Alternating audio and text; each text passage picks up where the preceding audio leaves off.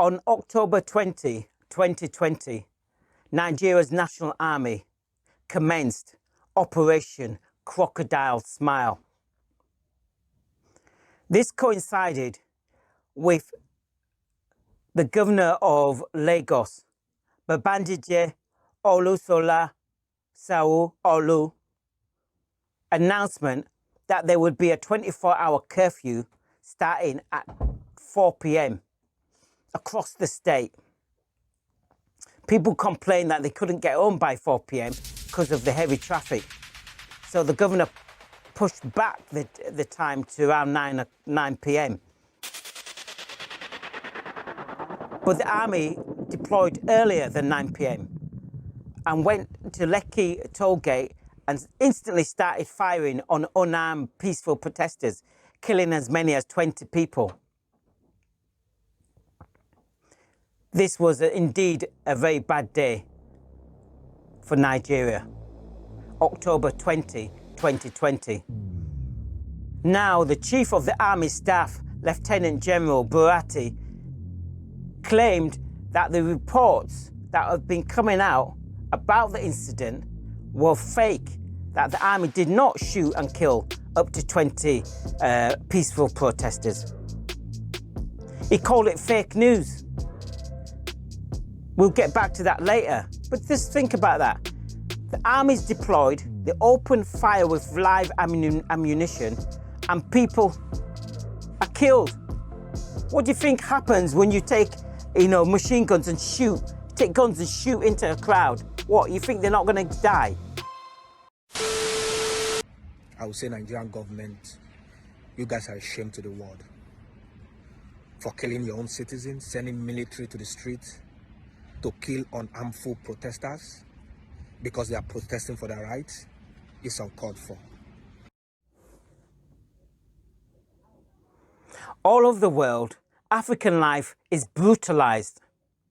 So much so that we've internalized this oppressive system and turned it into a form of culture.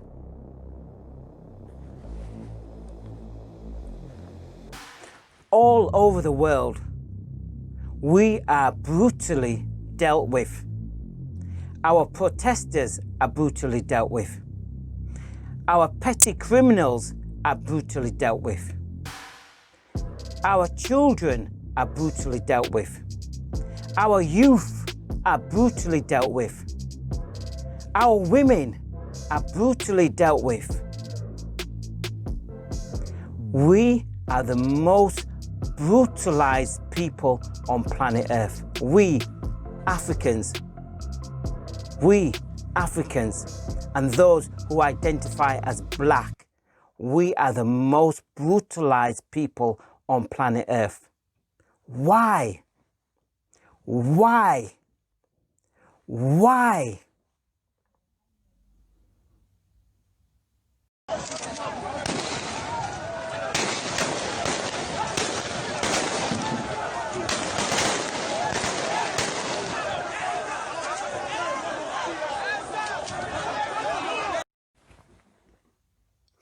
At the heart of the problem is the model of domination and exploitation of our lands and of our lives for the benefit of others. Local criminal elites that are in our communities, that run our countries, also benefit from the model of domination and exploitation. Significant numbers of the middle classes who are employed to service the domination and exploitation model also benefit. But the majority of us do not. But you can't tell most Nigerians. They are proud of this system of death and marginalization of the majority of the people of Nigeria. Capitalism doesn't work in Nigeria for the majority of its people. What is it you don't get? Well, let's go into this a bit more. Let's dig deeper into the crisis, which is Nigeria. In any normal country, it's the responsibility of the government to provide jobs for its people or create the conditions where jobs can be produced in the private sector. This is why the monthly jobs report data in America receives so much attention. Politicians and the president is judged on the level of employment in the USA. I asked Nigerians who are watching this video, is the same emphasis placed on monthly jobs data in Nigeria? Is the president obsessed with creating jobs either in the public sector or in the private sector? You need to find out. And if the answer is no, then you need a new government. The same is true in China. The communist government does everything it can to create employment for its people. It knows that stability comes from creating employment. It doesn't want to face a crisis.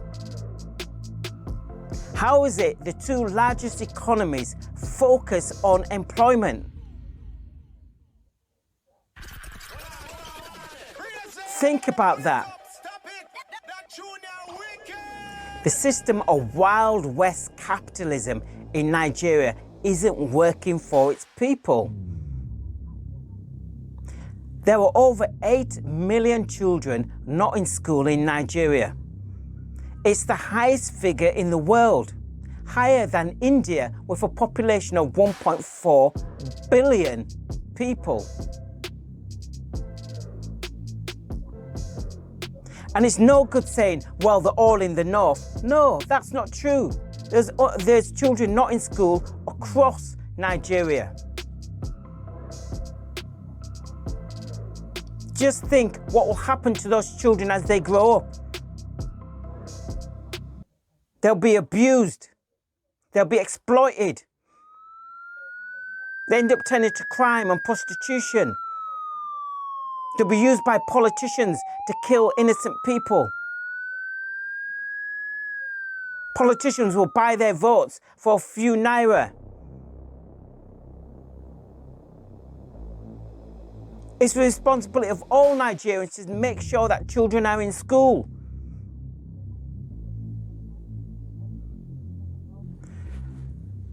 Nigeria's governing elite don't care that the economy is broken. They don't care that the economy is dysfunctional. Why? The governing elite receives the majority of its money from oil exports. Oil accounts for 65% of the government's budget. So that includes the politicians' pay, their friends and family. It includes the hangers-on, the big businessmen who get government contracts. It's funded by the oil wealth. So they don't need to fix the economy. They don't need it to work for the average Nigerian man or woman because they've got theirs. I'm all right, Jack. I've got mine. You get yours. I've got mine. You get yours. That's the message. It's the Wild West. Wild West capitalism.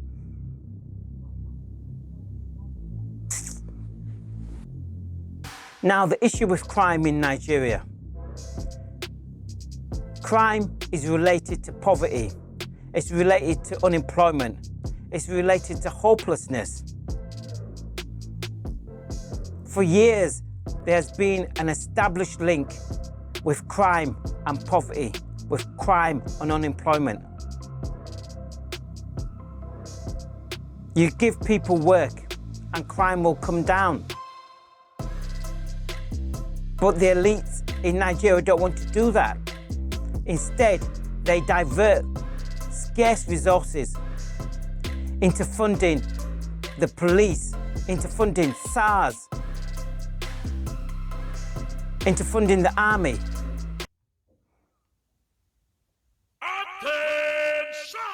tools of oppression by the state onto the people. Now, some people think, and particularly a lot of middle-class Africans and Nigerians, I hear them, they think that Wild West capitalism can work. Others point to Hong Kong. But Hong Kong is a special case. Hong Kong has benefited for 150 years by not being China. The West set up in Hong Kong, and Hong Kong was set up to service to service Hong Kong, to service China. But when China opened up in the 80s and 90s, Hong Kong's privileged status declined. Because a lot of what Hong Kong was doing, they can do on mainland China. Now the Hong Kong Chinese are upset. The good days are not rolling anymore. That's why you get a lot of protests now. China has exerted its strength. And if you look at Hong Kong, look deeply, there's very few government services. You have a significant number of families and individuals living in cages in Hong Kong. I kid you not. They live in cages because they cannot afford a home in Hong Kong. And the government's not building enough social housing to house people, so they have to live in cages. That is the Wild West capitalism of Asia. And some Africans want us to embrace that nonsense, that neoliberal nonsense. Now, Nigeria cannot replicate what Hong Kong has done. Hong Kong is a bridge to China. Nigeria is a bridge to nowhere. Certainly not to Europe.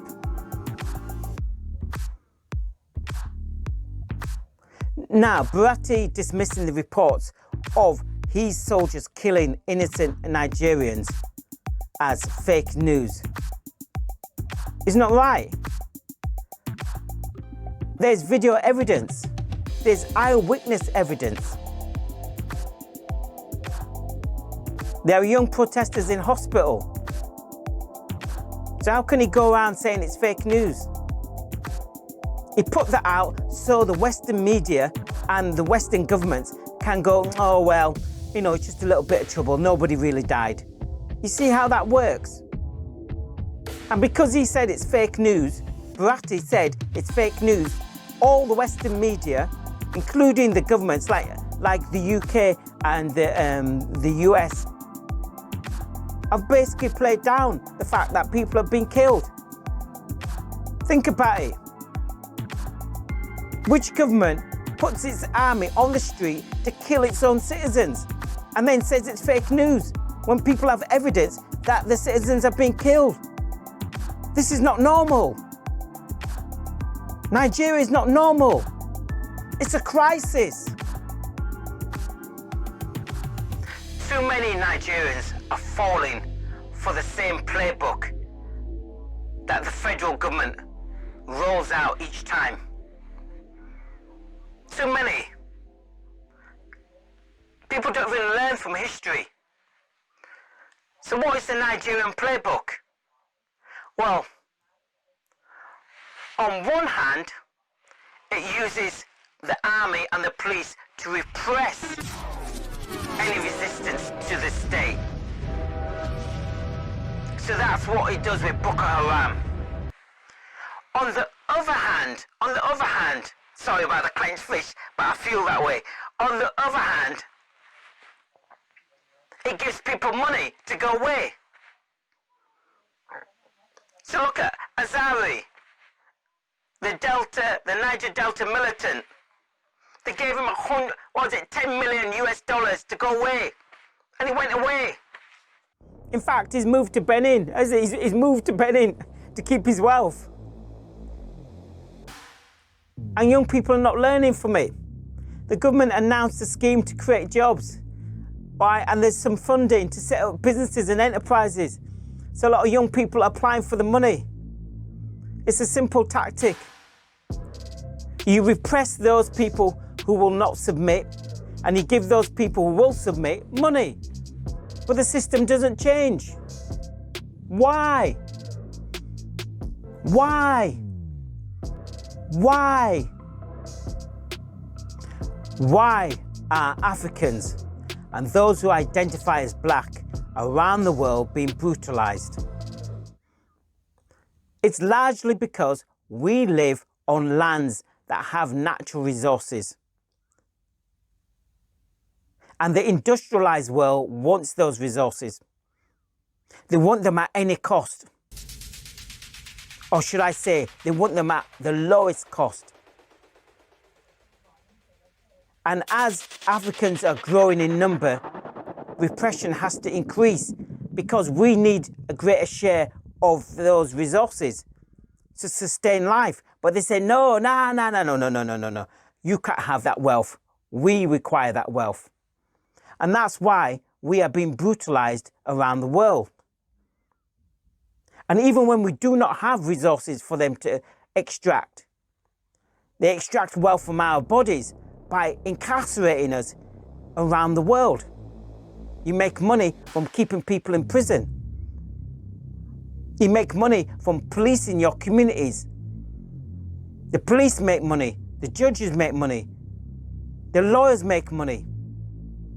There's an entire ecosystem built around the oppression of African people and those who identify as black around the world.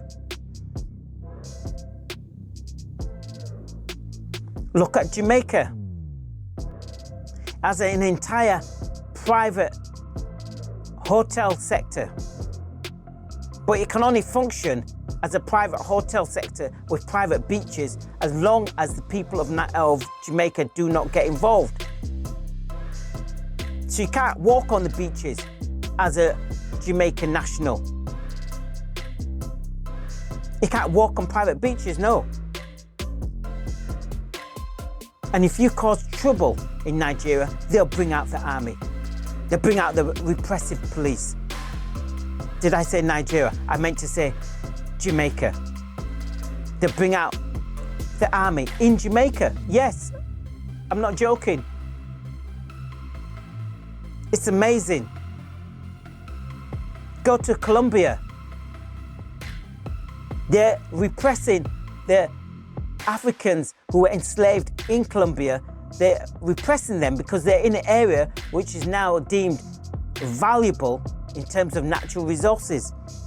So they want them out, so they're repressing them. Same in Brazil. Shocking.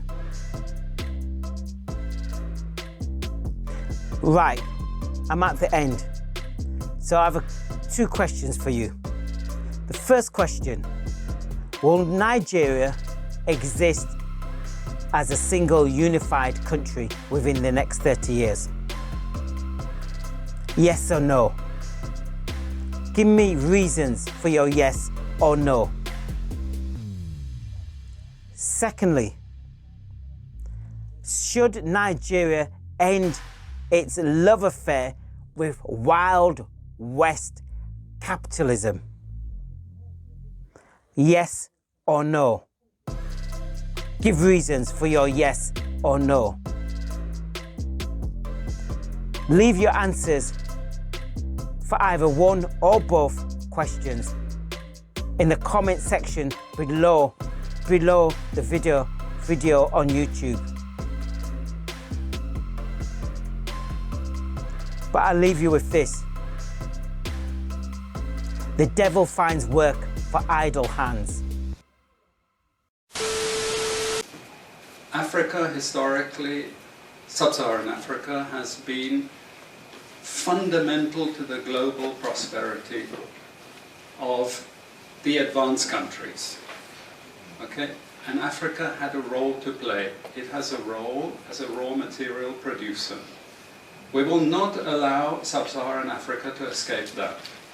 Okay, we do everything to keep sub-Saharan Africa where it is, also impoverished. It's absolutely vital for the prosperity of everyone else. So let's get clear about that.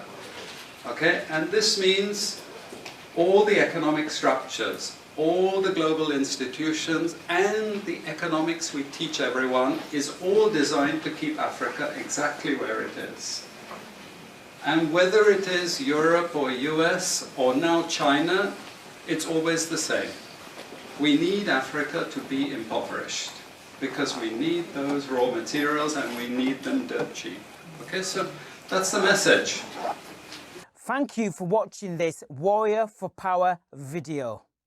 These videos are for you if, like me, you are desperate to create a new future away from our oppressors. If you are serious and you want to get involved with Warrior for Power's work, then click the Patreon link in the description box below the video on YouTube, or search Warrior for Power on patreon.com.